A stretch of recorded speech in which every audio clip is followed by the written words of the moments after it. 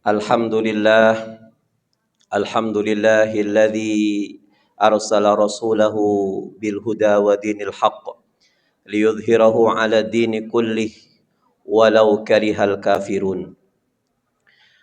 Walhamdulillahilladzi arsala Muhammadan ila kafatin nas wa anzala ma'ahul kitaba liyufarriqa bainal haqqi wal batil wa bainal ma'ruf wal munkar wa hadana ila siratim mustaqim.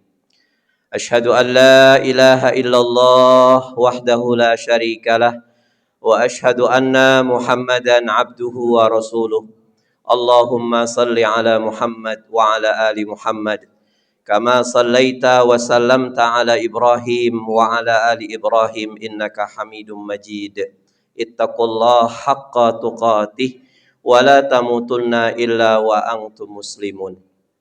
Segenap jamaah MT Anisa rahimani wa rahimakumullah. Alhamdulillah, Allah subhanahu wa ta'ala masih memilih kita menjadi hamba-hambanya yang salihah, menjadi hamba-hambanya yang terpilih di antara ribuan jutaan makhluk manusia yang masih diberi kesempatan oleh Allah untuk bernafas di atas permukaan bumi Wonosobo ini. Kita adalah termasuk oleh Allah, termasuk orang-orang pilihan yang Allah dudukkan di majlis ilmu ini sampai insya Allah menjelang waktu zuhur.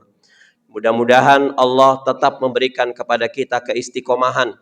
Walaupun zaman berubah, walaupun masa telah berganti, tapi akidah kita tetap la ilaha illallah Muhammad Rasulullah. Kita hanya menunggu giliran. Kata Allah dalam Al-Quran, wa tilkal ayyamu nudawiluha bainan nas. Hari akan kami putar di antara manusia. Kita hanya sekedar menunggu giliran. Kalau hari ini kita sedang di atas, maka suatu saat kita akan di bawah. Kalau hari ini kita saat ini di bawah, maka jangan pernah pesimis untuk bisa menjadi orang yang di atas. Hari ini orang-orang yang di atas, jangan terlalu sombong, jangan membusungkan dadanya, tetap bahwasannya semua adalah amanah dari Allah Subhanahu wa taala. Mau harta yang kita miliki, mau jabatan yang kita miliki.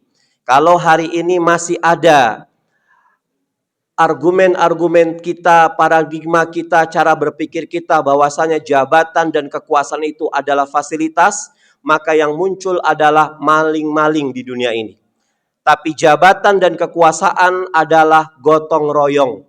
Jabatan dan kekuasaan adalah amanah. Jabatan dan kekuasaan adalah cara kita agar ini semua bisa kita arahkan kepada kebaikan.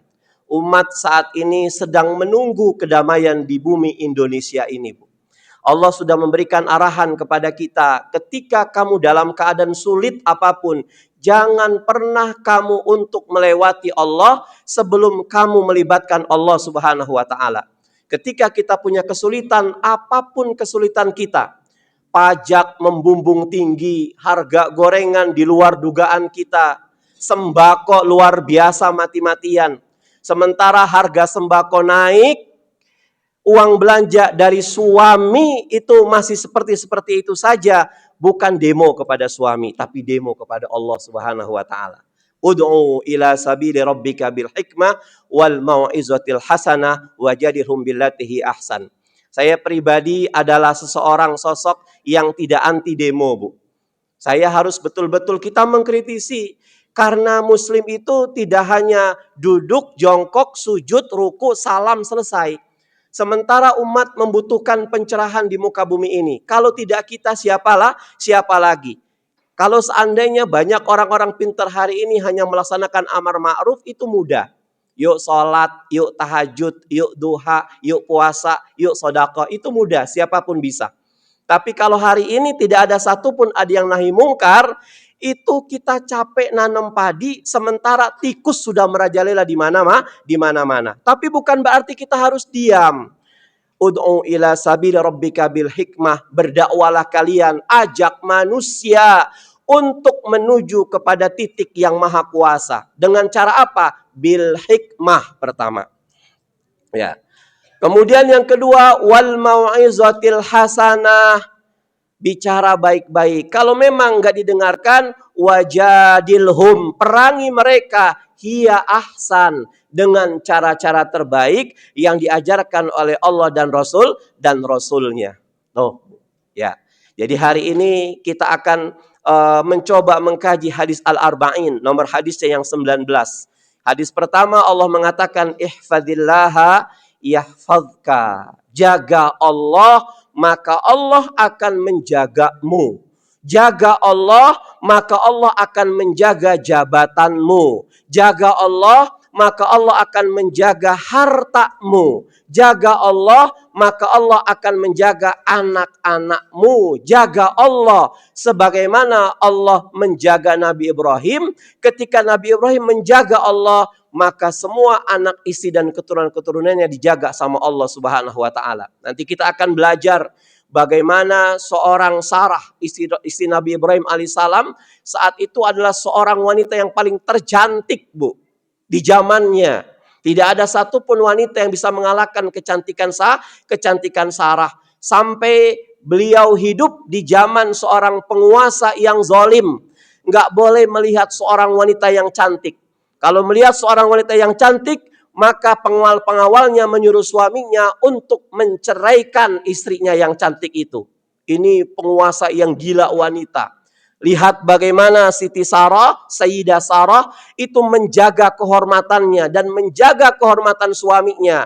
Sampai Ibrahim mengatakan, kamu jangan bilang kamu istri saya, tapi kamu bilang kamu adalah saudara saya. Kenapa Nabi Ibrahim mengatakan kamu tidak boleh bilang istri saya? Karena kalau dia saat Sarah bilang istrinya Nabi Ibrahim, Ibrahim harus menceraikan istrinya. Sarah itu buat penguasanya. Lihat, Bu, dengan hebatnya Sarah itu mengumandangkan doa kepada Allah sampai membuat seorang penguasa itu ingin menyentuhnya sampai dia kemanasan. Ini bukan sulap, bukan sihir. Tapi ini bagaimana Allah betul-betul menjaga kita. Kapan? Ketika kita menjaga Allah Subhanahu wa taala. Allah nggak perlu dijaga. Yang dijaganya itu apa? Agama Allah. Allah nggak perlu dijaga. Yang dijaga itu apa? Perintah-perintah Allah yang harus kita jaga. Ya. Kalau hari ini negara Muslim itu miskin semuanya, Syekh Syahrawi itu bilang, seorang ulama Azhar itu bilang, seharusnya negara Muslim, keluarga Muslim, komunitas Muslim itu harus kaya-kaya, Bu. Itu sudah sunnatullah, sudah fitrahnya harus kaya. Tapi kalau dalam satu negara kebanyakan Muslim, mereka miskin-miskin, pasti ada orang-orang kaya yang merampas harta orang-orang Muslim itu. Ini sudah sunnatullah. Ya, kita akan coba. Yang pertama, apa yang kita lakukan ketika kita mendengar berita yang mengejutkan? Kita mendapatkan telepon bahwa pasangan kita, istri atau suami kita mengalami kecelakaan. Atau kita mendapatkan kabar bahwa anak kita terjatuh di sekolahnya. Atau tertabrak ketika menyeberang sebuah jalan. Apa yang kita lakukan ketika kita menerima kenyataan bahwa kita kalah dalam sebuah proyek besar? Kita kalah dalam sebuah tender, atau kita mendapatkan berita yang tidak mengenakan dan menyesakkan dada. Panik ternyata, Bu. Bingung. Atau kita langsung mengambil telepon kita dan menghubungi orang yang berkaitan dengan masalah tersebut. Ini Allah nanya nih sama kita. Kalau kita punya masalah, yang pertama kita hubungin apa? Bagaimana sikap kita? Panik jelas, bingung jelas. Nah, setelah itu siapa yang akan kita hubungi? Ada yang menghubungi orang-orang yang berkaitan dengan masalah tersebut. Kita menghubungi kolega-kolega kita. Masalah ini telah dijelaskan oleh Rasulullah Shallallahu Alaihi Wasallam. Yuk kita simak sebuah hadis yang dikeluarkan oleh Imam Ahmad dengan sanad yang hasan. An Hudzaifah al-Yamani radhiyallahu an qala kana Rasulullah Shallallahu Alaihi Wasallam idza hazabahu amrun shalla. Ini rumusan kita. Ya. Apapun masalah kita, mau besok tidak ada bayaran SPP, jangan pernah menghubungi orang lain dulu selain Allah, Bu. Ngambil wudhu, sholat 2 rakaat, Allahu Akbar. Setelah itu Allah berikan kita sinema besar. siapa yang harus kita silaturahim. Seperti itu. Jadi iyyaka na'budu wa iyyaka nasta'in. Idza hazabahu amrun fasalla. Dari Sayyidah Hudzaifah radhiyallahu an, dia berkata, apabila baginda Rasulullah SAW menemui suatu kesulitan, maka beliau bergegas mengerjakan sholat. Sholat. Ternyata sholat adalah senjata yang luar biasa bagi orang-orang yang beriman. Kita sholat, Allah bilang hubungi si fulanah, hubungi ini, hubungi ini. Maka pada saat setelah kita hubungi, ternyata memberikan kabar yang tidak mengenakan. Demi Allah, Allah sudah memberikan kepada kita hati yang lapang untuk tidak kecewa. Orang kalau sudah berserah diri kepada Allah, apapun yang terjadi tidak akan kecewa. Tapi kalau belum menghubungi Allah, belum mengambil air untuk wudhu, belum mengambil air untuk sholat, kita gerasak gerusuk, tenang. Hazabau amron fasalla. Di dalam kitab Durul Mansur, Nabi kita SAW, ini adalah hari yang ke-10 Rabiul Awal, Bu. Semua orang sedang menyanjungi Rasulullah SAW. Ada yang setiap malam berjanji, monggo, lana a'maluna walakum a'malukum. Mereka punya amalan masing-masing. Kita yang mendengarnya cukup ngedengar. Kita enggak suka, cukup keep silent. Mereka punya ilmu masing-masing. Yang percaya enggak usah berjanji, yang penting sholawatan, silahkan sholawatan.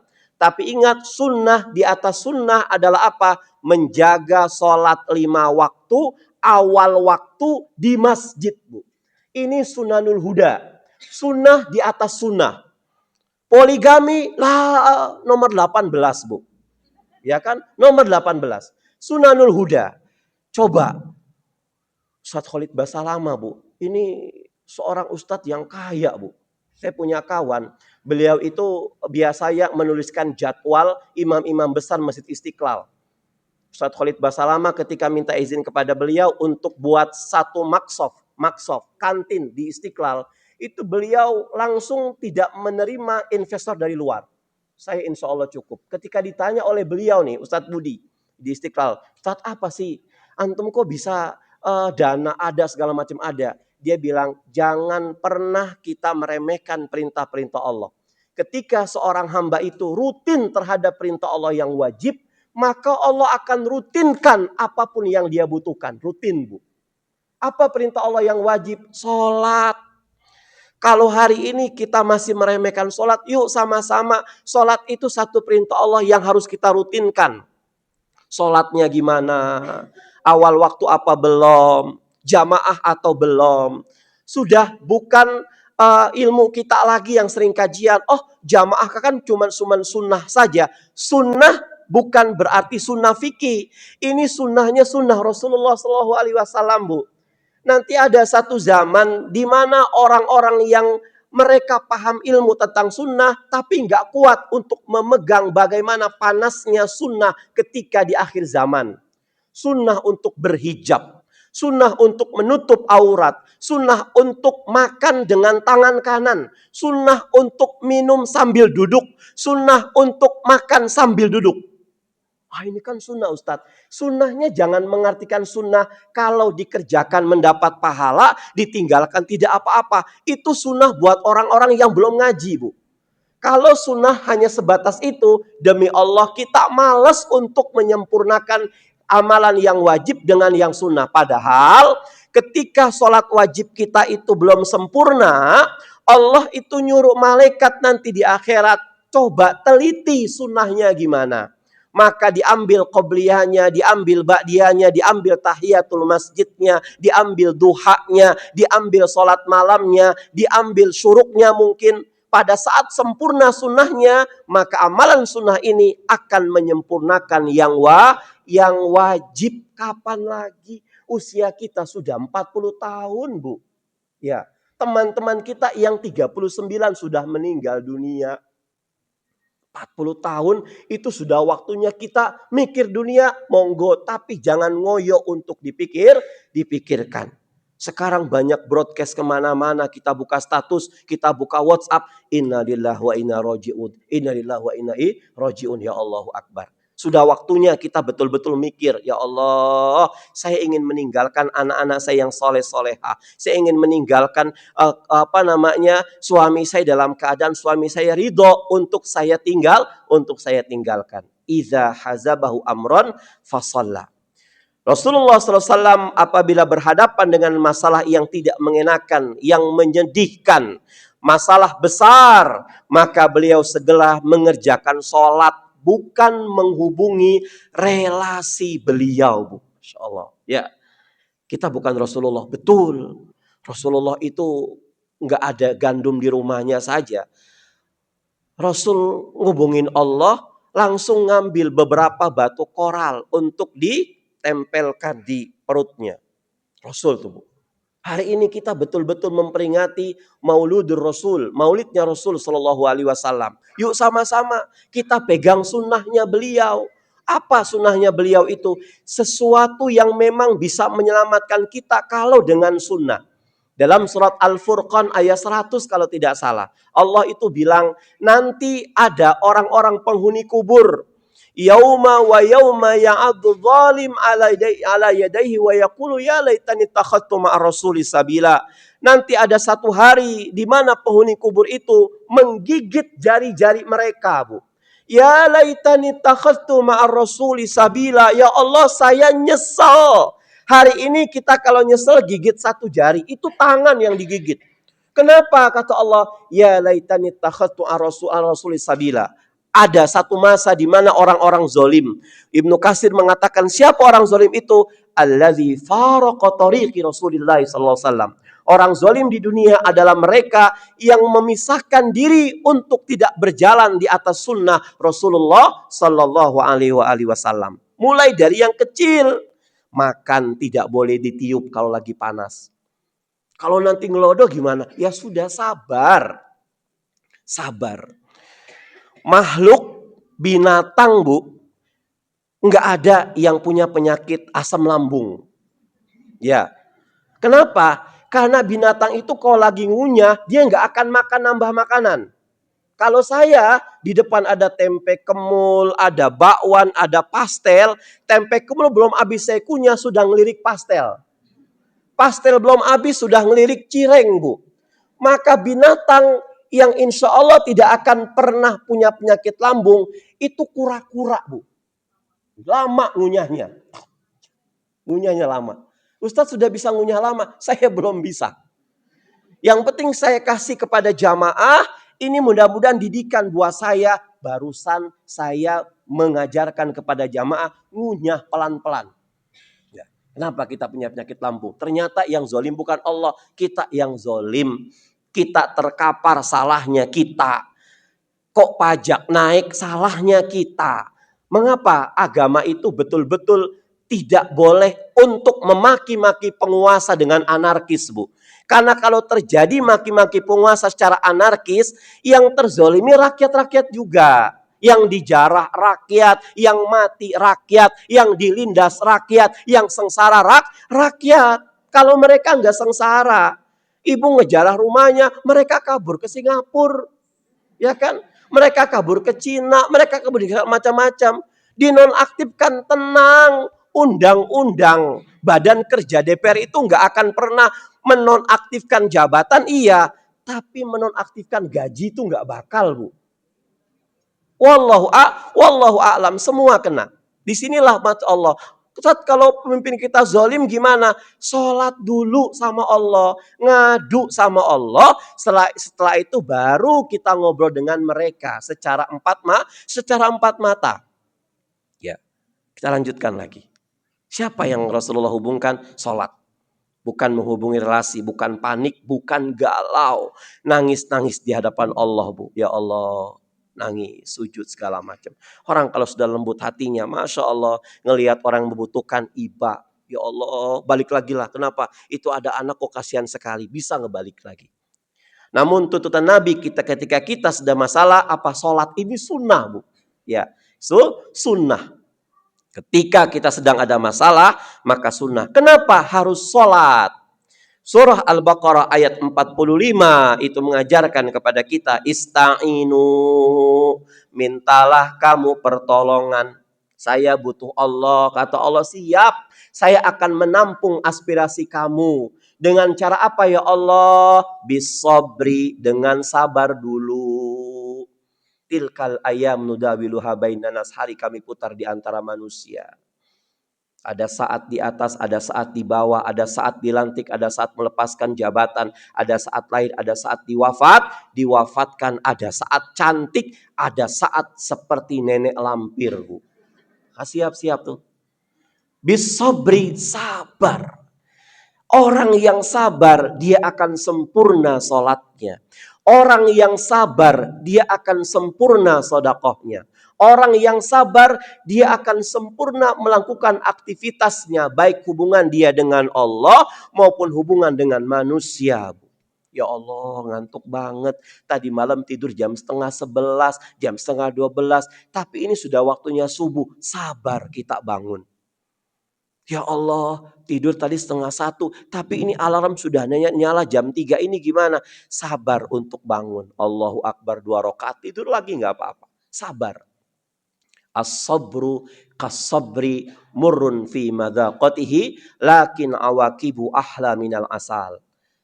As-sabru, sabar itu kas-sabri. Sabri itu apa? Pohon di Arab yang pahitnya itu lebih pahit daripada tumbuhan mahkota dewa apa dewi, Bu? Mahkota dewa, lebih pahit. Lakin awakibuhu ahla minal asal. Tetapi walaupun rasanya pahit, setelah kamu merasakan, itu dampaknya luar biasa. Itu lebih manis daripada madu. Ngelihat ya Allah, siang-siang ada es campur, ada es teler, ada marjan, segala macam. Kepengen kita minum, apalagi habis makan bakso, Bu. Enak banget.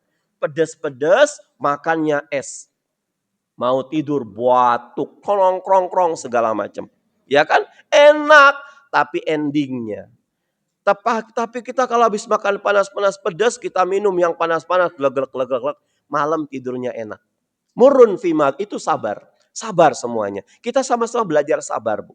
Kalau kita sudah sabar menjalani perintah sholat, insya Allah dengan sholat itu kita akan dituntun untuk sabar dalam menyikapi semua kehidupan kita. Ya Allah, ini makin kesini kok debit rekening makin berkurang. Kenapa berkurangnya? Bantu orang, bantu istri, membersamai suami, bersamai anak-anak. Kata Allah, ketika habis itu semuanya, maka Allah akan isi kembali. Ini gelas ada airnya, Bu. Saya isi pakai kopi, nggak akan nampung. Caranya gimana? Kalau tidak dibuang airnya, saya minum. Ya kan? Bismillahirrahmanirrahim.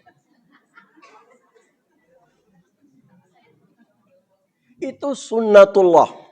Sunnatullah. Ini sudah tanggal awal bulan mungkin. Debit rekening ibu sudah mulai berkurang. Dompet kita sudah mulai berkurang. Maka sunnatullah berlaku. Allah akan isi. Siapapun yang mengeluarkan uang untuk kepentingan pendidikan anak-anak demi Allah, Bu. Ini janji Allah bukan janji partai. Allah betul-betul akan balas fisabilillah. Fisabilillah.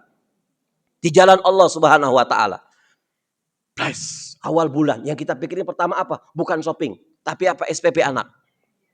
Pikirin. Saya kepengen ilmu anak-anak kita berkah, Ustaz. Betul. Kita pikirin juga gaji-gaji guru-gurunya. Jangan sampai mereka itu kering. Yang punya karyawan, yang punya pembantu di rumah, yang punya rewang di rumahnya. U'tul ajirata qabla ayyajiffa araqahu. Berikan upahnya sebelum keringatnya kering, Bu. Ketika keringatnya kering, upah baru diberikan. Memang secara fitrah tepat, pas. Tapi sayang, etikanya itu kita menghancurkan. Kenapa kita sakit-sakitan? Kok masalah nggak selesai? Mungkin ada sedikit saja kita menzalimi orang lain. Ya, kita lanjutkan. Bisabri. Setelah kita sabar, baru wassalah, tunaikan sholat. Wa'mur ahlaka bis-shalah wastabir 'alaiha la nas'aluka rizqan nahnu narzuquk. Perintahkan keluarga kamu. Perintahkan suami, perintahkan istri, perintahkan anak-anak kamu, perintahkan semua teman-teman dekat kamu. Ketika curhat sama kamu, maka pertama kali, kamu sudah sholat belum? Cari waktu-waktu sholat. Kenapa kita harus sholat? Wa innaha lakabiratun illa 'alal khashi'in. Karena sholat itu adalah perkara yang paling berat kecuali bagi orang-orang yang khusyuk. Apa khusyuk itu? Khusyuk adalah orang-orang yang telaten mempersiapkan mau sholat dan mempersiapkan sedang sholat dan mempersiapkan setelah sholat. Khusyuk sebelum sholat itu gimana? Persiapkan pakaian terbaik, parfum terbaik, tempat sholat terbaik, sajadah terbaik, hati terbaik. Setelah sholat Allahu Akbar, maka khusyuk di dalam sholat. Baca dengan betul-betul, pelan-pelan. Quran yang kita hafal. Subhana rabbiyal azim. Subhana rabbiyal azim. Subhana rabbiyal azim. Sami Allahu liman hamidah. Rabbana lakal hamd. Mil'us samawati wal ardh. Allahu akbar. Subhana rabbiyal a'la. Enak tuh. Karena sholat yang begitu itu kalau kita lagi nggak berjamaah. Kalau kita berjamaah nggak bisa sholat kayak begitu. Coba deh. Ya. Khusyuk setelah sholat. Assalamualaikum warahmatullah. Assalamualaikum warahmatullah. Maka semua kegiatan-kegiatan di dalam sholat dibawa pada saat kita keluar sholat. Ketika kita doa sama Allah, ihdinas siratal mustaqim. Ya Allah, tunjukilah ya Allah saya jalan yang lurus. Berarti Allah akan mengarahkan kita, ini rezeki yang halal. Begini cara-cara ngedidik anak kita. Begini cara-cara bla bla bla segala macam. Ketika kita minta sama Allah, ya Allah masukkan kami beserta keluarga ke dalam surga, maka Allah akan arahkan kita cara-cara untuk menuju surga. Al-Baqarah 45. Kita sekarang buka faedah ayat di atas. Yang pertama apa? Bagi yang ingin meraih kebahagiaan dunia dan akhirat, maka minta tolonglah pada Allah dengan cara sabar dan dengan cara sholat. Maqatil bin Hayyan rahimahullah itu mengatakan, mintalah tolong dalam mencari akhirat dengan sabar, dalam melakukan kewajiban dan sholat. Mencari akhirat itu gimana? Kita pergi ke pasar, niatkan ibadah. Kita nganter anak, niatkan ibadah. Kita ke mall mau belanja bulanan, niatkan ibadah. Itu perkara-perkara akhirat semuanya, Bu. Kemudian yang kedua, ada ulama yang menafsirkan sabar dalam ayat Al-Baqarah 45 di atas dengan puasa. Karena puasa itu melatih kesabaran kita. Tidak ada satu amalan yang betul-betul bisa untuk menutup keriaan kita, menutup pintu sugesti kecuali puasa, Bu. Puasa itu adalah amalan tanpa sugesti. Kita sholat mungkin didorong karena disuruh sama mertua, disuruh sama orang lain, disuruh sama suami, itu sugesti. Ketika kita sholat masih ada peluang untuk dilihat orang. Ketika kita sedekah masih ada peluang kesempatan untuk mau dilirik orang. Apalagi haji, apalagi umroh. Sekeluarga umroh, sekeluarga haji. Potensi untuk sugesti itu banyak. Kita sudah ikhlas. Ternyata lagi sambutan kepleset lidah kita. Bapak Ibu terima kasih sudah datang ke kediaman kami. Untuk melepas kami, besok insya Allah Ahad kami sekeluarga akan melaksanakan umroh. Ingat, ini umroh kami sekeluarga yang ke-15. Ya kan? Tanpa sugesti. Salat. Sebagaimana dikatakan Mujahid. Mujahid itu anak murid dari Ibnu Abbas. Ya. Bulan Ramadan disebut dengan bulan sabar. Sebagaimana disebutkan dalam Al-Qurtubi dan ulama lainnya. Tafsir Al-Azim. Karya Ibnu Katsir. Kemudian yang ketiga, ada yang menyebutkan pula bahwa yang dimaksud dengan sabar adalah apa? Menahan diri dari maksiat. Maksiat itu banyak, ya. Kita benci sama orang, itu maksiat. kita ngomongin orang itu maksiat. Kita bikin status yang bisa membuat orang marah itu maksiat. Ada perkataan dari Umar bin Khattab radhiyallahu an dari Hasan Al-Basri, beliau mengatakan sabar itu ada dua. Yang pertama, sabar dalam menghadapi musibah. Yang kedua, sabar ketika kita betul-betul kepengen berbuat maksiat, kita sabar untuk bisa menghindari. Ya Allah, ini sudah waktunya azan, cuman saya ngantuk. Itu kan maksiat. Sabar, yuk kita bangun. Saya masih butuh Allah ini. Masih banyak angsuran yang harus saya bayar. Anak-anak saya masih studi. Anak yang satu belum dapat jodohnya. Anak yang satu udah dapat jodohnya, cuman maharnya kemahalan. Misalkan gitu. Semua ngadu sama Allah. Kemudian yang keempat, Huzaifah bin Al-Yamani. Pernah bilang, Rasulullah SAW ketika mendapati kesulitan dalam suatu urusan, beliau segera mengerjakan sholat. Ini riwayat Ibnu Jari dalam kitab tafsir disahihkan oleh Ahmad Syakir. Hasan kalau Syekh Al-Albani. Nomor 5, orang yang khusyuk dan tenang dalam sholatnya, sholat akan mudah baginya. Dan juga ia akan mudah untuk sabar. Demikianlah keterangan dari Syekh Ibnu Utsaimin bin Ahkam Al-Quranul Karim. Ini Ibnu Utsaimin itu bilang, kenapa sih harus sabar dulu bukan sholat dulu? Karena orang bisa sholat karena sabar. Yang keenam, maksud faedah dari ayat Al-Baqarah 45 apa? Sabar akan memudahkan segala macam urusan. Ya.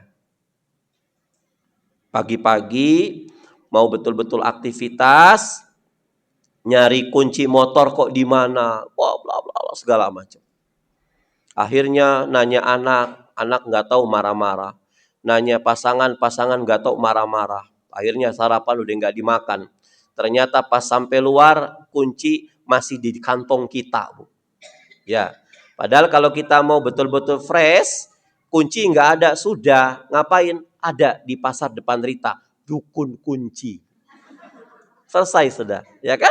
Berarti qadarullah, maka tanamkan dalam diri kita, semua itu ada masa expirednya. Kalau hari ini kok tiba-tiba kacamata saya itu ketinggalan, saya cari di tempat saya transit makan atau minum, ternyata nggak ada. Sudah qadarullah, ada masa expirednya. Usia kita ada masa expirednya, nggak usah dicari-cari. Kita nyari solusinya nggak akan kena. Jatuh-jatuhnya kita berontak dengan hukum Allah. Apapun yang terjadi saat ini sudah ada expirednya. Kapan kita harus diusir dari rumah orang?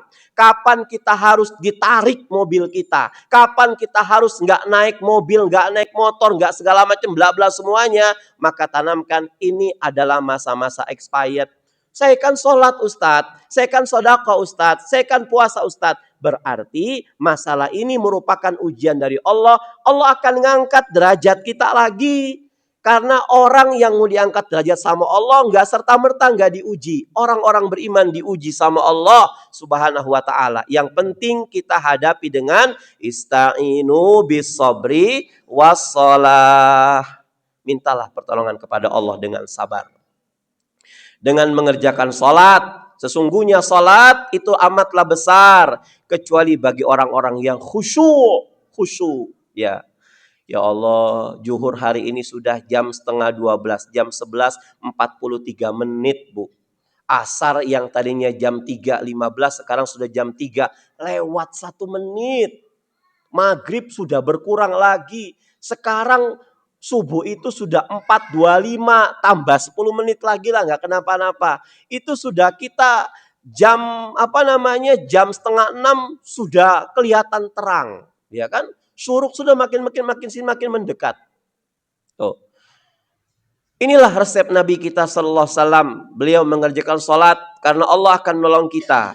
Ketika kita mendekat kepadanya, kita akan ditolong oleh Allah Subhanahu wa taala. Ketika kita mengingatnya, kita akan dijaga oleh Allah Subhanahu wa taala. Allah akan menjaga kita sebatas kita menjaga hak-hak Allah Subhanahu wa taala.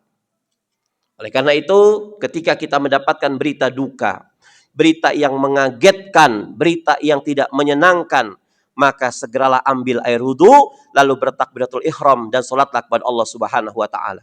Suatu hari ada sahabat Rasul sallallahu alaihi wasallam yang cinta kepada anaknya, senang lagi lucu-lucunya. Ini dalam hadits qudsi nih. Kata Allah, wahai malaikat, ketika aku ambil anaknya tiba-tiba saja meninggal dunia, apa yang dia ucapkan? Dia mengatakan alhamdulillah wa inna lillahi wa inna ilaihi rajiun. Kata Allah, buatkan satu surga yang luasnya seluas langit dan bumi dan berikan anaknya sebagai deposito buat orang tuanya. Berarti apa, Bu? Ketika kita menemui musibah, yang pertama kita katakan bukan innalillah tapi alhamdulillah, ya Allah. Bukan dapat rezeki saja alhamdulillah. Ketika kita terjadi apa-apa, alhamdulillah. Segala puji bagi Allah. Allah yang mengatur ini semuanya. Orang-orang kaya yang soleh, ketika terjadi apa-apa dengan harta kekayaannya, dia langsung mengatakan alhamdulillah, innalillahi wa inna ilaihi rajiun. Kita dapat ilmu nih, Bu. Jadi bukan sebatas innalillah, tapi juga ada alhamdulillah. Tapi jangan mengumumkan nanti di speaker masjid. Alhamdulillah. Jangan. Kalau mereka nggak datang ke MT Anissa, mereka salah paham, Bu. Ya, salah paham. Buat kita dulu aja. Jangan nanti langsung dikabarkan di podium RW atau apa. Ada yang meninggal, oh iya. Ustaz Muklis tadi bilang ya. Oh, alhamdulillahi rabbil alamin. Inna lillahi. Siapa yang meninggal? Wah, kita di demo nanti. Sekarang musimnya demo. Ibnu Abbas itu pernah berjalan. Lalu ada orang yang menghampirinya dan memberitahukan bahwa saudaranya Ibnu Abbas yang bernama Sayyidina Al-Qutsam itu telah meninggal dunia. Apa yang dilakukan oleh beliau? Tanaha. Apa itu tanaha? Beliau langsung menepi, tajannaba, menepi, wasalla rokaatain. Meninggal. Iya, langsung nepikan ontanya, turun dari ontanya, sholat 2 rakaat. Allahu Akbar. Ini bukan sholat jenazah ya Bu ya, tapi sholat karena punya masalah. Beliau langsung sholat 2 rakaat. Atala fihima. Lalu beliau memanjangkan sholatnya, berdoa kepada Allah Subhanahu wa Ta'ala. Bersimpuh kepada Allah, lalu beliau mengucapkan salam. Maka ini dalil juga, Bu, buat mereka-mereka yang mendengar berita kematian 2 atau 3 hari nggak sempat untuk nyolati jenazahnya, maka kita bisa sholat langsung saat itu di tempat. Sholat apa? Gaib. Bisa. Rasulullah SAW itu pernah suatu hari transit di sebuah musolah, Bu. Ketika Rasulullah musolah, loh ini kok musolah kok tidak seperti biasanya. Biasanya kacanya itu bening, lantainya itu bersih. Maka Rasul bertanya, kemana si fulana? Ya Rasulullah, si fulana ini sudah hampir 2 pekan dia meninggal dunia. Kata Rasulullah SAW, di mana makamnya? Di sana ya Rasulullah. Rasul mendekati makamnya, lalu Rasul sholat jenazah di depan makamnya, Bu. Allahu Akbar. Ini ilmu. Ya, tidak boleh sholat di makbarah kuburan. Ataupun di tempat-tempat yang dekat dengan kuburan. Ataupun di kamar mandi. Kapan? Kalau sholatnya pakai ruku, pakai sujud, nggak boleh. Tapi kalau sholatnya cuma sholat janazah, itu dalil ini syar'i dalilnya. Boleh. Buat siapa? Buat mereka-mereka yang tidak kesampaian. Ya Allah, dia itu sahabat saya ya Allah. Tapi saya ke sana kok darulah sudah dikubur, sudah dimakamkan. Mustahil untuk saya ke sana karena saya sudah punya anak. Sudah, sholat di rumah. Allahu Akbar, sholat gaib. Kalau sampai ke sana, langsung mampir ke makbarahnya, kita sholat di depan jenazahnya. Tanaha, simpuh kepada Allah. Ini juga yang dilakukan oleh Ummu Kulsum. Ketika melihat suami tercinta, Abdurrahman bin Auf pingsan. Dan beliau khawatir luar biasa. Apa yang beliau lakukan? Allahu Akbar. Beliau langsung pergi ke masjid dan mengerjakan 2 rakaat. Mengingat apa? Firman Allah Al-Baqarah 45. Ya Allah. Nanti jam 1 ada Bang Tengul ke rumah saya. Saya baru ingat. Sudah sholat 2 rakaat, Bu. Betul. Allahu Akbar. Sholat 2 rakaat. Karena memang nggak ada dana untuk bayar cicilan saat itu, Bu. Ya Allah, saya serahkan sepenuhnya. Dibuat lupa sama Allah. Kenapa ya Allah engkau lupakan aku? Kata Allah, supaya kamu sholat. Setelah kamu sholat, kok agak tenang ya. Padahal sudah 5 menit lagi bakal datang. Kok nggak seperti biasanya? Ternyata datang. Assalamualaikum, Waalaikumsalam. Bu Rodiah, Bu Rodiah. Soalnya nggak ada, MT Anissa Bu Rodiah nggak ada. Dibuka langsung. Bu, bayar hari ini. Nanti dulu mas, silahkan duduk mas. Langsung. Mas mohon maaf. Saya itu nggak keingetan hari ini waktunya bayar cicilan. Dan saya nggak megang uang. Oh gitu ya Bu ya. Ya sudah nggak apa-apa Bu kalau begitu. Kok bisa nggak apa-apa? Biasanya yang keluar gembira loka. Ya kan? Sekarang kok nggak apa-apa? Allah lagi ngedidik kita. Ternyata sholat itu luar biasa. Senjata yang ampuh. Ya, silahul mukmin, senjata orang-orang beriman Bu. Kita dididik sama Allah. Kita nggak bilang, Mas mohon maaf saya hari ini nggak bisa bayar cicilan. Langsung Allah genggam tuh jantungnya Bang Tengul.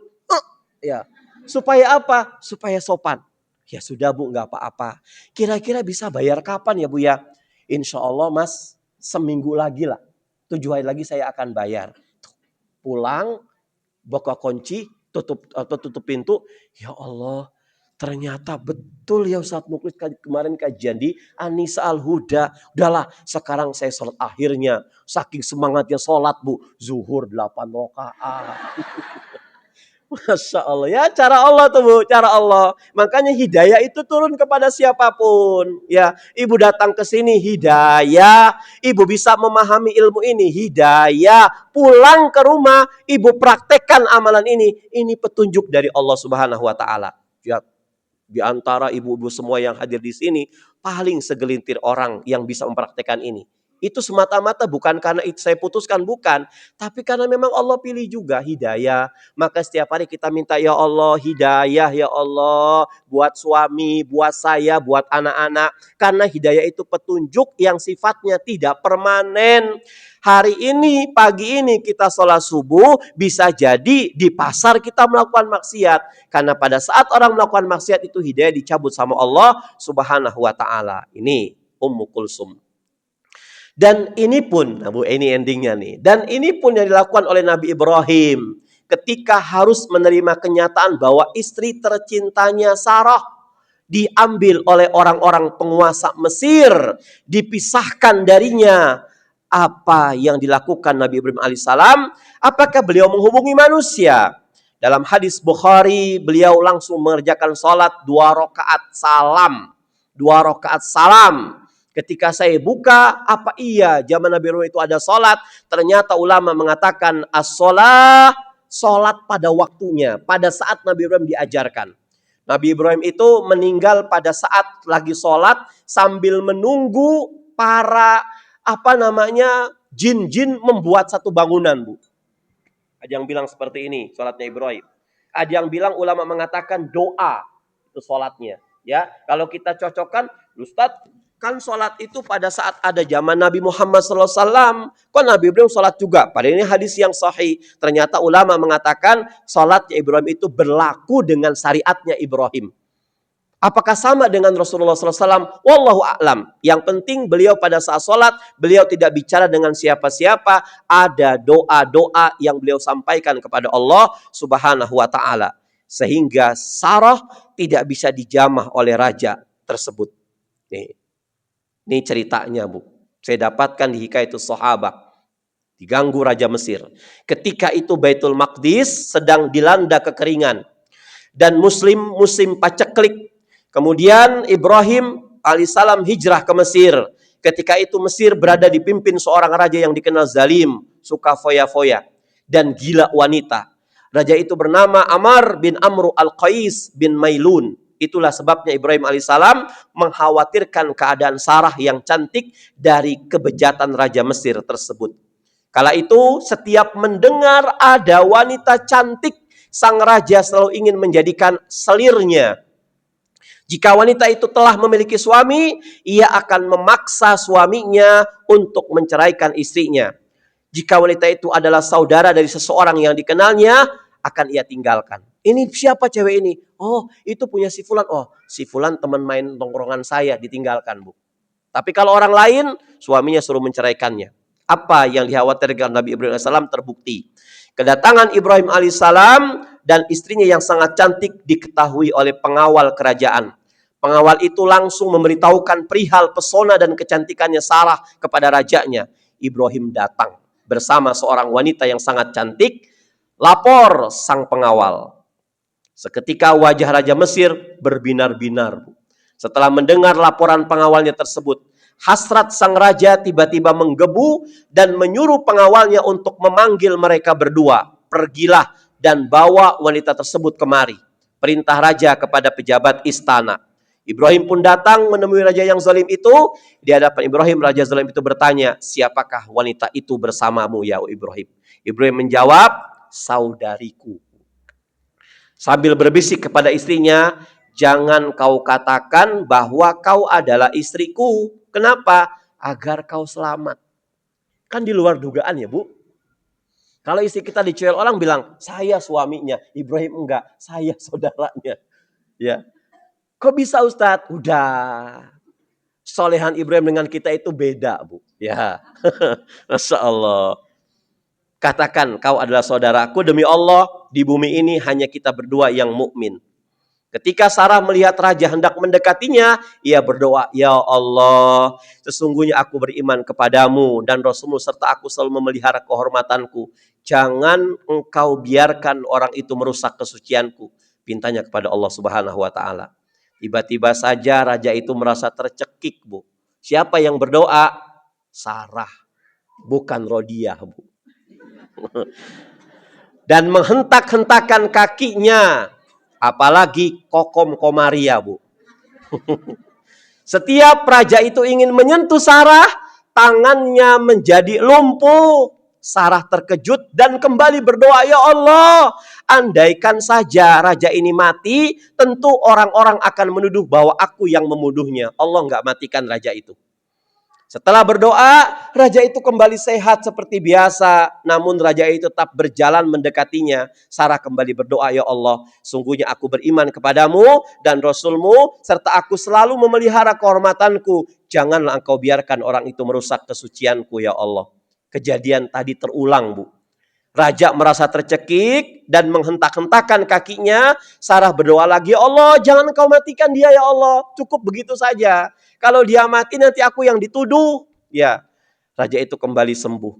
Tetapi kali ini ia merasa ketakutan, kemudian berkata, pengawal, bawa wanita itu pergi.